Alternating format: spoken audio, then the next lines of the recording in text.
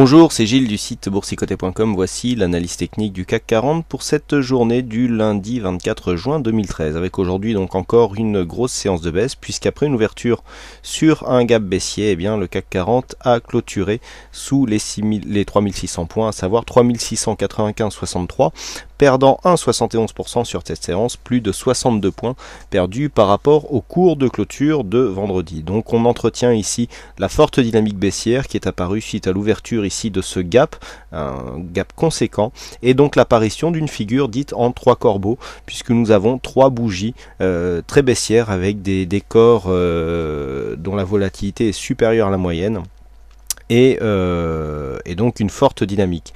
Alors, du point de vue de la configuration technique, nous avons des indicateurs qui confirment ce fort accès baissier, puisque nous avons un RSI qui rentre en zone de survente, idem pour le stochastique qui retourne, et donc une dynamique qui continue ici sur le MACD, donc dynamique qui se confirme à la baisse. Par contre, du point de vue des volumes, ce que nous pouvons constater, c'est que même si nous inscrivons ici des volumes supérieurs à la moyenne, eh bien il y a une baisse des volumes. Alors attention, ici nous étions sur la séance de vendredi qui était une séance à 4 sorcières. Donc les volumes sont aussi supérieurs, largement supérieurs, du fait que nous étions sur une séance à 4 sorcières. Si cela n'avait pas été, on peut préjuger ici du fait que ces volumes auraient pu être moindres.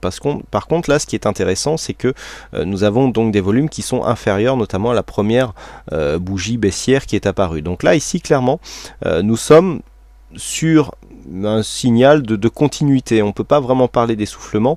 On est vraiment dans la continuité, mais il n'y a pas non plus une augmentation suite à la cassure, puisque cassure il y a eu, de la zone des 3600 points. Donc du point de vue des volumes, nous sommes toujours en pleine dynamique et une volatilité qui, elle, augmente. Alors, le fait d'avoir des volumes, alors qui sont stables avec une volatilité qui augmente, peut quand même nous laisser présager d'un petit rebond technique, d'autant plus nous sommes ici sur cette zone de support majeur, une zone qu'on attend depuis un petit moment, depuis qu'on avait cassé ici les 3765. Je vous avais dit qu'ici on avait fragilisé ici le retracement des 61,8%, et en général lorsque l'on casse ici les 61,8, eh bien on augmente la probabilité de venir retracer à 100% la tendance, et donc c'est tout à fait ce que nous avons eu. Aujourd'hui nous avons d'ailleurs une double validation avec ici cet objectif des 161,8 que je vous avais indiqué, puisque nous avions ici sur cette phase baissière un retracement approximatif de 38,2%,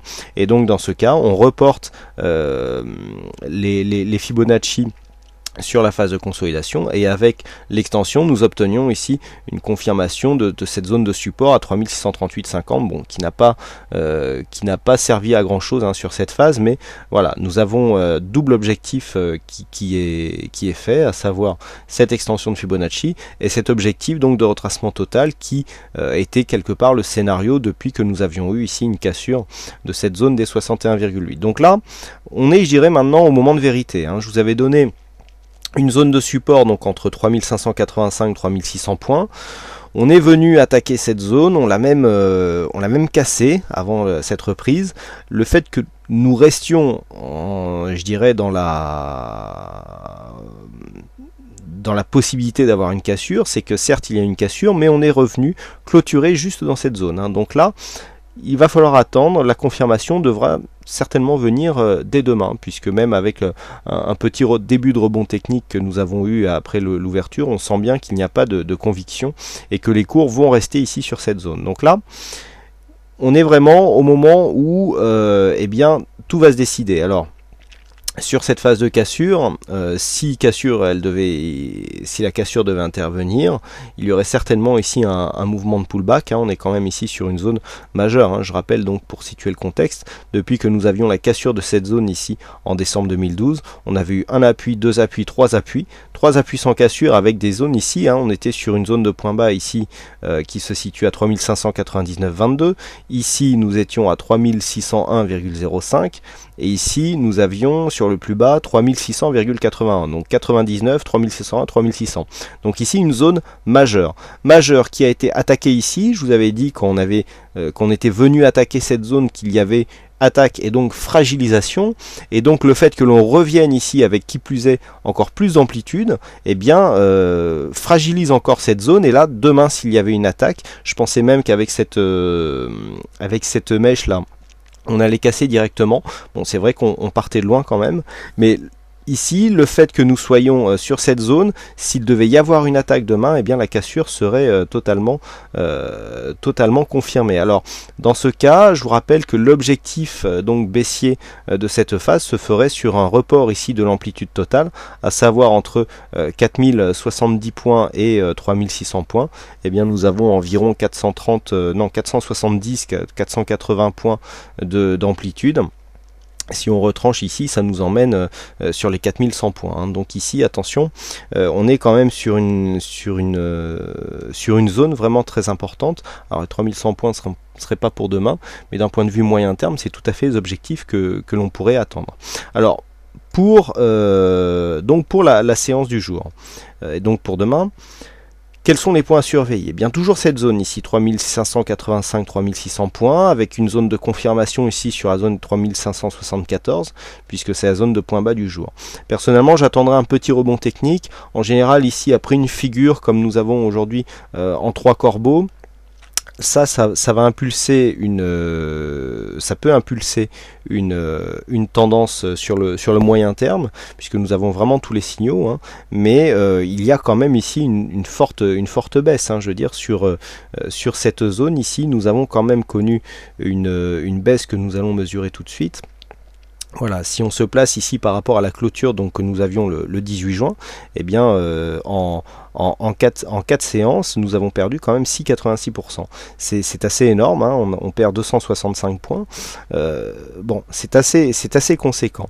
Donc le fait d'avoir eu cette baisse aussi soudaine, hein, surtout qu'elle est intervenue en 4 séances, il va y avoir un rebond technique. Donc le rebond technique, en fonction de la puissance de celui-ci, eh bien, nous donnera un petit peu, je dirais, la possibilité de remonter. Surtout que par rapport au trend que nous avions précédemment, après cette sortie ici, cette fausse sortie haussière qui a été invalidée, on fait ici une sortie baissière, donc qui vient se placer un petit peu comme une phase d'exagération.